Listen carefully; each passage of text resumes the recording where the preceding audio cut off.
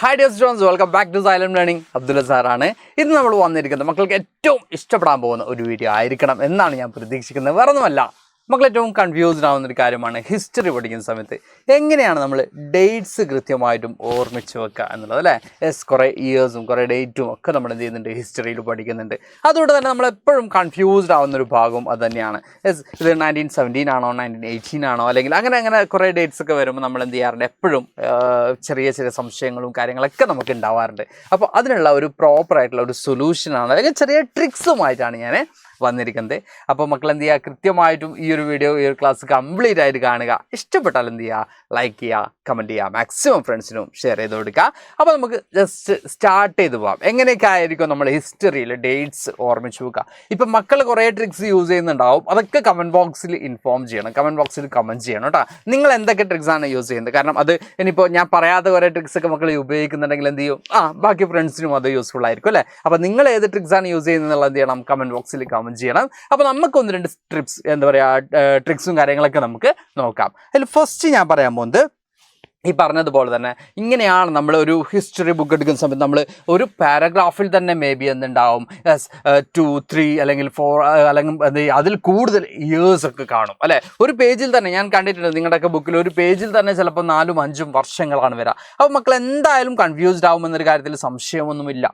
അപ്പോൾ ഇങ്ങനെ കൺഫ്യൂസ്ഡ് ആവും. ഈ കുട്ടി വണ്ടർ അടിച്ച് നിൽക്കുന്ന പോലെ നിങ്ങളും എന്ത് ചെയ്തിട്ടുണ്ടാവും, ബുക്കൊക്കെ കണ്ട് ആകെ ഇങ്ങനെ അട്ടം നോക്കി അന്തം വിട്ട് നിൽക്കുന്ന സാഹചര്യങ്ങൾ നിങ്ങൾക്കും ഉണ്ടായിട്ടുണ്ടാവും. ഇല്ലാന്നൊന്നും മക്കൾ പറയേണ്ട, മിക്ക കുട്ടികൾക്കും എന്ത് ചെയ്തിട്ടുണ്ടാവും, ഇത്തരത്തിലുള്ള സിറ്റുവേഷനൊക്കെ ഉണ്ടായിട്ടുണ്ടാവും. അപ്പോൾ ഒരു സൊല്യൂഷൻ എന്ന് പറയുന്നത് കലണ്ടറോ, എന്താ ഇപ്പോൾ കലണ്ടർ എന്ന് മക്കൾ വിചാരിക്കുന്നുണ്ടാവും. അപ്പോൾ ഇതൊരു ഹിസ്റ്റോറിക്കൽ കലണ്ടറാണ്. ഓക്കെ, ഹിസ്റ്റോറിക്കൽ കലണ്ടർ എന്ന് പറയുമ്പോൾ നിങ്ങൾ എന്ത് ചെയ്യുക, ഇതുപോലെ ഒരു കലണ്ടർ നിങ്ങൾ തന്നെ സെൽഫായിട്ട് തന്നെ പ്രിപ്പയർ ചെയ്യുക എന്നുള്ളതാണ്. ഓക്കെ, സെൽഫായിട്ട് തന്നെ ഒരു കലണ്ടർ പ്രിപ്പയർ ചെയ്യുക എന്ന് പറയുമ്പോൾ ഇപ്പോൾ ഒരു എക്സാമ്പിൾ പറയുകയാണെങ്കിൽ ഇപ്പോൾ നമ്മുടെ പുതിയ കലണ്ടർ, നമ്മുടെ 2024 കലണ്ടർ അതിലിപ്പോൾ നമ്മൾ August 15 അല്ലെങ്കിൽ January 26 ഇങ്ങനെയുള്ള ഡേറ്റ്സിൽ നമ്മൾ എന്ത് നോട്ട് ചെയ്ത് വെക്കാം. ഇപ്പോൾ January 26 അതിൽ ഓൾറെഡി അതിൽ എന്ത് നോട്ട് ചെയ്തിട്ടുണ്ട് മക്കളെ? നമുക്കറിയാൻ പറ്റും, റിപ്പബ്ലിക് ഡേ ആണെന്നുള്ളത് നോട്ട് ചെയ്തിട്ടുണ്ട്. അല്ലെങ്കിൽ August 15 ഇൻഡിപെൻഡൻസ് ഡേ ആണെന്നുള്ളത് അതിൽ ഓൾറെഡി അവിടെ റെക്കോർഡ് ചെയ്ത് വെച്ചിട്ടുണ്ട്, നോട്ട് ചെയ്ത് വെച്ചിട്ടുണ്ട്. അതിന് താഴെ നിങ്ങൾ എന്തും കൂടി ചെയ്യാം. ഇയറും കൂടി, ഈ ഇൻസിഡൻറ്റ് നടന്ന ഇയർ 1947 അതെന്ത് ചെയ്യുക കൊടുക്കുക, അല്ലെങ്കിൽ 1950 അതെന്ത് ചെയ്യുക കൊടുക്കുക. അങ്ങനെ അതും കൂടി നിങ്ങൾ എന്ത് ചെയ്യുക, അറ്റാച്ച് ചെയ്യുക ആ ഒരു ബോക്സിനകത്ത് തന്നെ. അപ്പോൾ മേ ബി അത് പോസിബിൾ ആവണമെന്നില്ല, ബോക്സ് ചെറുതായിരിക്കും. ഈ പറയുന്ന ഒരു ഡേറ്റ് ചെയ്തുമ്പോൾ തന്നെ എന്ത് ചെയ്യും, ആ കോളം കംപ്ലീറ്റ് ആയിരിക്കും. അതുകൊണ്ടാണ് ഞാൻ പറഞ്ഞത്, ഒരു ചാർട്ട് പേപ്പറിൽ നിങ്ങൾ തന്നെ എന്ത് ചെയ്യുക, കുറച്ചും കൂടി ബിഗ് സൈസിൽ എന്ത് പ്രിപ്പയർ ചെയ്യുക, ഈച്ച് ആൻഡ് എവറി മന്തിൻ്റെ അല്ലെങ്കിൽ നമ്മുടെ ഒരു കാലണ്ടർ, ഒരു പ്രോപ്പർ കാലണ്ടർ എന്ത് ചെയ്യുക, പ്രിപ്പയർ ചെയ്യുക. ആ കാലണ്ടറിന് നമുക്ക് പേരും കൊടുക്കുക, ഹിസ്റ്റോറിക്കൽ കാലണ്ടർ എന്നുള്ള ഒരു പേരും കൂടി കൊടുക്കുക. ഓക്കെ, ഹിസ്റ്റോറിക് കാലണ്ടർ എന്ത് ചെയ്യുക, ഒരു ഷോർട്ടായിട്ടൊക്കെ കൊടുക്കുക, ഒരു രസകരമായിട്ടൊക്കെ മക്കൾ എന്ത് ചെയ്യുക കൊടുക്കുക.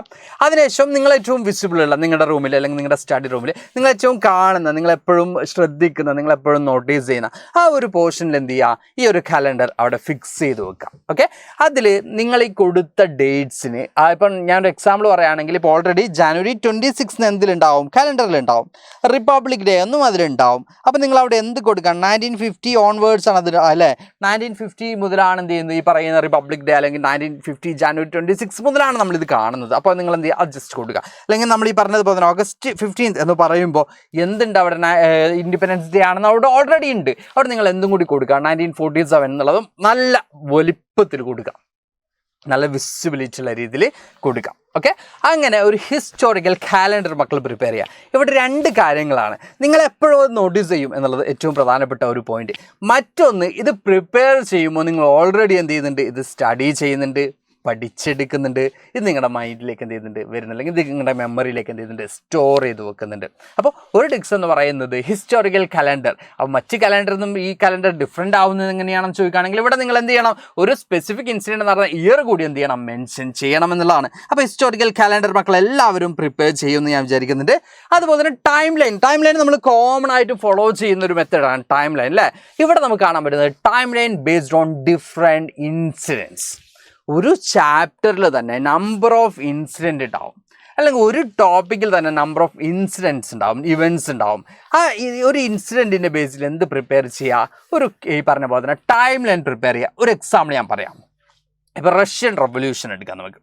റഷ്യൻ റവല്യൂഷനിൽ തന്നെ ഒക്ടോബർ റവല്യൂഷൻ ഉണ്ട്, ഫെബ്രുവരി റവല്യൂഷൻ ഉണ്ട്, ബ്ലഡി സൺഡേ ഉണ്ട്, ഇങ്ങനെ നമ്പർ ഓഫ് ഇൻസിഡൻസ് ഉണ്ട് അല്ലേ.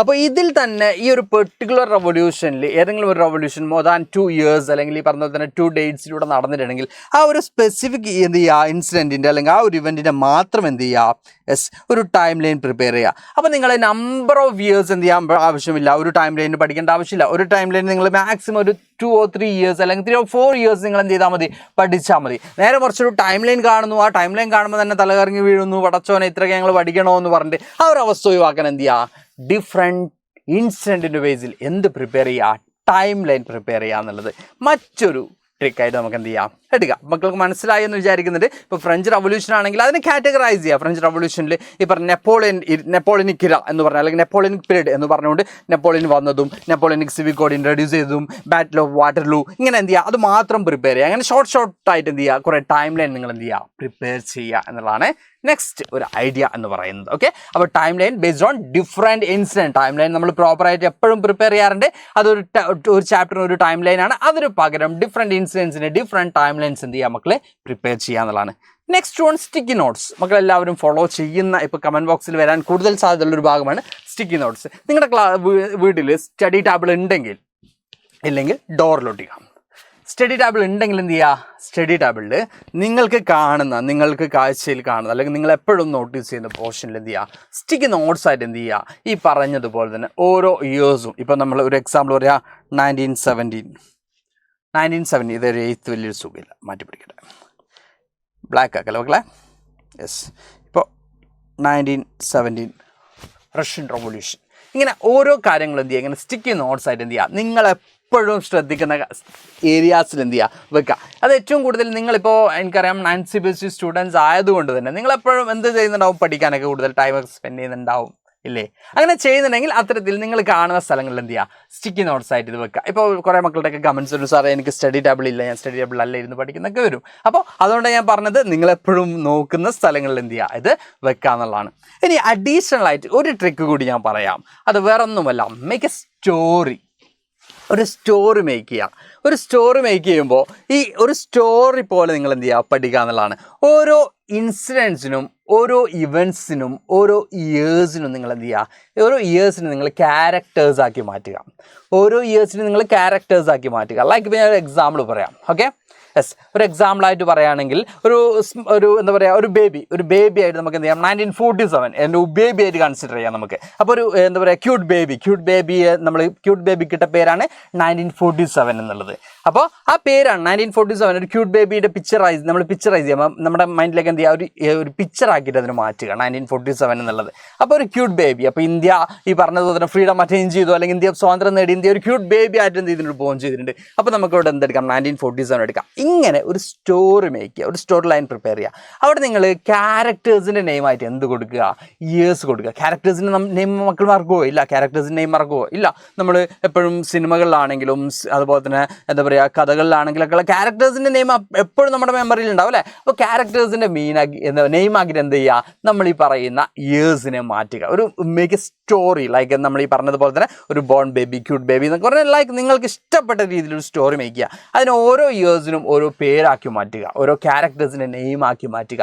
ഇങ്ങനെ ഡിഫറെൻ്റ് ആയിട്ടുള്ള ട്രിക്സ് യൂസ് ചെയ്തുകൊണ്ട് മക്കൾക്ക് എന്ത് പഠിച്ചെടുക്കാം, ഇയേഴ്സ് പഠിച്ചെടുക്കാം. ദെൻ ഒരു ട്രിക്സ് കൂടി നമ്മൾ പറയുകയാണെങ്കിൽ ഒരു സ്പെല്ലിംഗ് ബേസിൽ മക്കൾക്ക് എന്ത് ചെയ്യാൻ പഠിച്ചെടുക്കാം. സ്പെല്ലിംഗ് ബേസ് മീൻസ് ഒരു സ്പെല്ലിങ്ങിൽ വരുന്ന കുറേ അധികം എന്ത് ചെയ്യുന്ന ഇൻസിഡൻസ് അത് ഏതൊക്കെ ഇയേഴ്സ് നടന്നിട്ടുണ്ട് എന്നുള്ള കാര്യങ്ങൾ പഠിച്ചെടുക്കാം. അതുപോലെ തന്നെ ഒരേ ഇയേഴ്സിൽ നടന്നിട്ടുള്ള നമ്പർ ഓഫ് ഇൻസിഡൻസ് ഉണ്ട്, അതെന്ത് ചെയ്യാം, അങ്ങനെയും പഠിച്ചെടുക്കാം. ഇങ്ങനെ കുറേ അധികം ട്രിക്സ് എന്തിനുണ്ട്, നമ്മുടെ ഈ പറയുന്ന വർഷങ്ങൾ പഠിച്ചെടുക്കാൻ. ഹിസ്റ്ററിയിൽ ഏറ്റവും ഇമ്പോർട്ടൻ്റ് ആയിട്ട് വരുന്ന ഭാഗമാണ് വർഷങ്ങൾ പഠിച്ചെടുക്കുക എന്നുള്ളത്.